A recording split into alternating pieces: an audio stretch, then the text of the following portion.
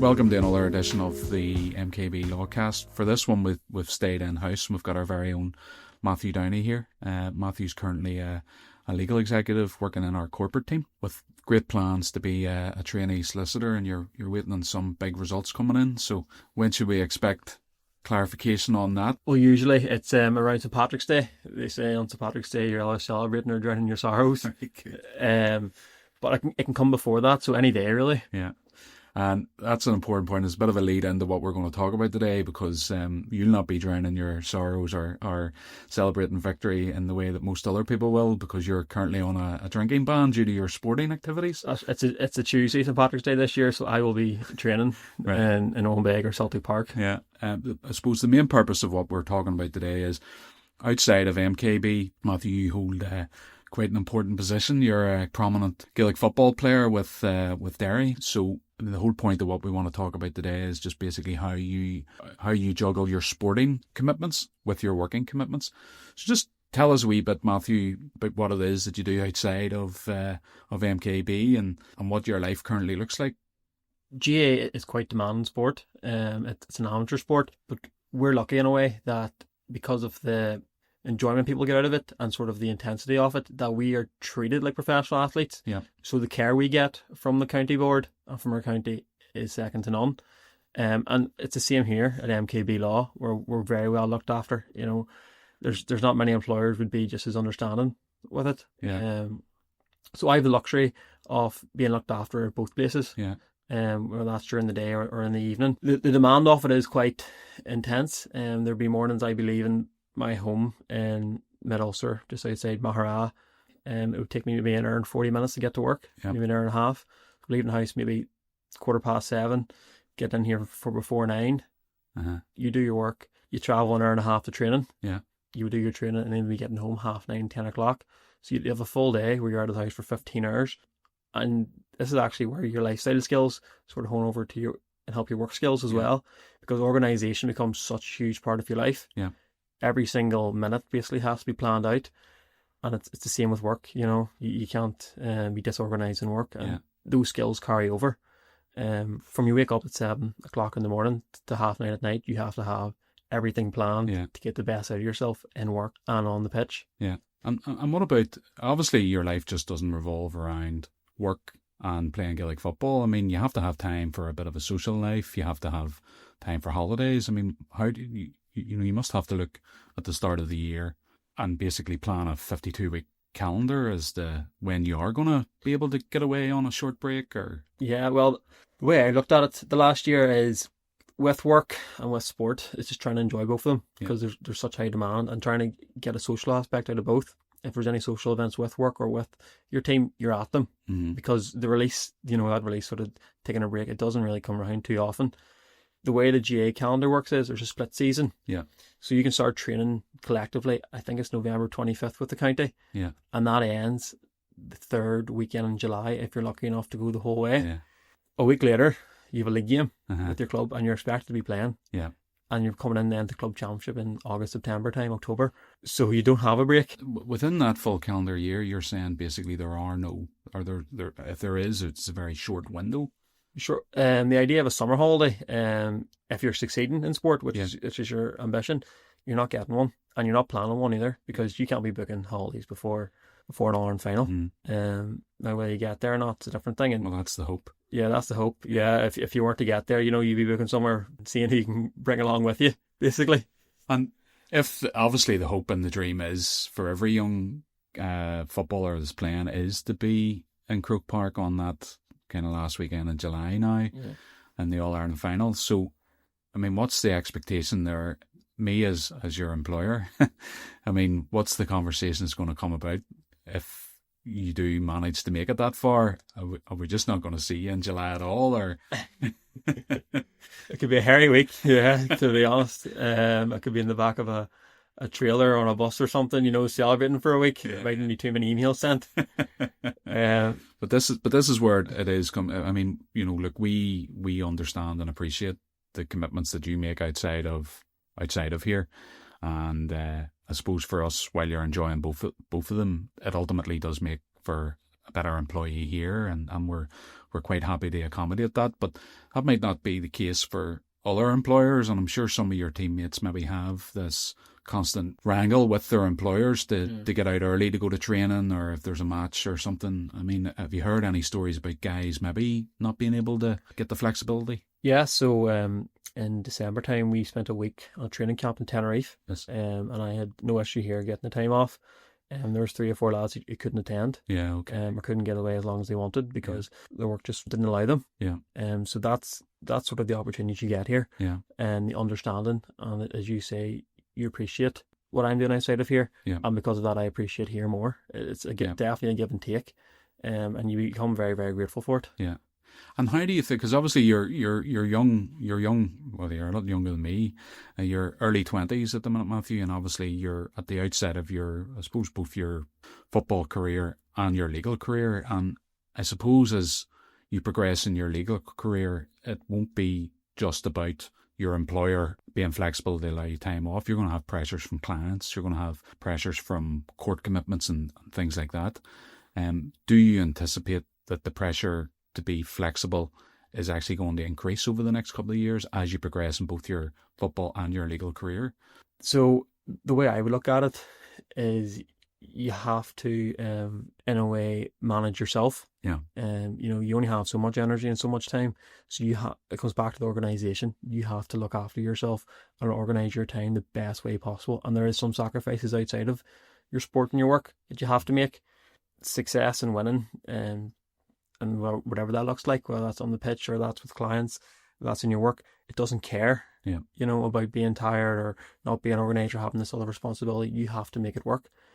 And working somewhere here that's so flexible actually gives you more opportunity to make things work, because you understand that MKB law will be happy enough with you coming in early or spending time at the weekend or being able to work from home and getting the work done. And with that flexibility, it allows you to take control of your life and achieve the things that you set out for yourself. Very good. And do you ever think that you'll get tired of it either?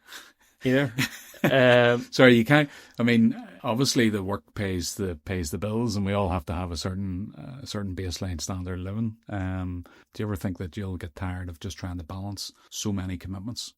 It is important to have outlets at times, and that's why I said earlier about enjoying the social aspects of work and your sport. See, as long as you enjoy the people you're around and showing up every day, and then you have that sort of wee fire in your belly as well that motivates you. There's days obviously you're going to be more tired than others, but your motivation is not going to completely drop. It'll come up and down different times. So at the minute, I'm definitely enjoying it, and I don't feel myself getting tired. So long may that continue. And what do you do for downtime? I mean, it can't all be working in MKB, training and playing for Derry. There must be some kind of downtime that you have. How do you switch off completely from both? Well, I have 3 younger brothers at home, right, which is great crack, to be honest. Yeah. We have things like pool tables, dartboards, PlayStations. Talk to them. They have a great friend group as well they don't all play football. Right. And they would just sort of take the hand out of you. You're not so special there. Yeah. So that's a good balance. Have you felt the pressure from within the friend group, or have you felt isolated or left out, really, because of so many commitments? Because there's bound to be a lot of things you just have to say no to. You definitely get FOMO. Yeah.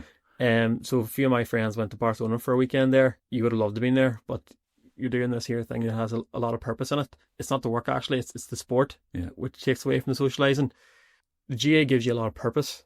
And also there's a social aspect to it and an identity aspect to it, where you sort of throw yourself into this thing and it has a lot of meaning to you.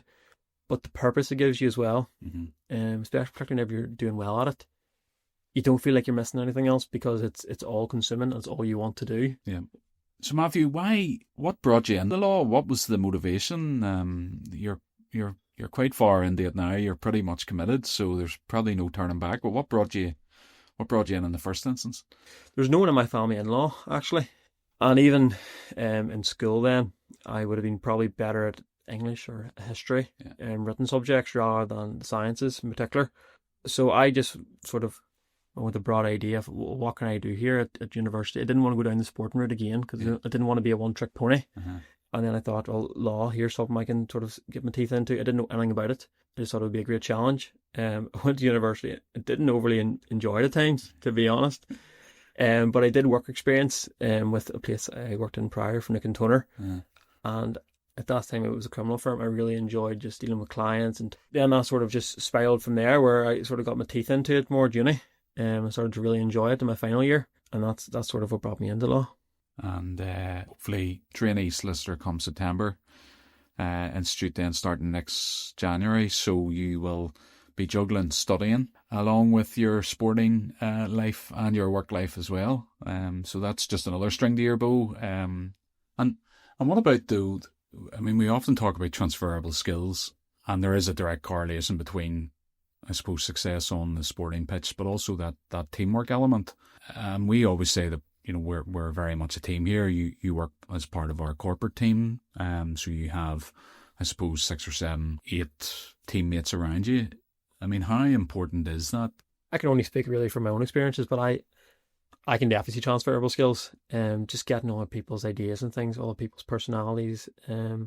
People come from different backgrounds and they have different ways of looking at things, and that helps. That helps a team sort of create a culture and an environment that helps them succeed. Mm-hmm. The way I look at it also is, whenever you're in a group, it takes people a wee bit of time to show their personality. Yeah. So it's about coming out of yourself, but also helping others come out of themselves. Yeah. And whenever you can do that both ways, the team starts to really, really prosper and do well. So the one thing that I really think is transferable that you see is helping each other out. And whenever you can help each other out, just how that allows the group to succeed, because you get the best out of everyone in the group. And what about leadership? And I'm not going to ask you to name any. We are conscious of the fact that you have obligations to your team at the minute in terms of media. So without naming any names, obviously you've played along and you work alongside a lot of really great leaders on the pitch.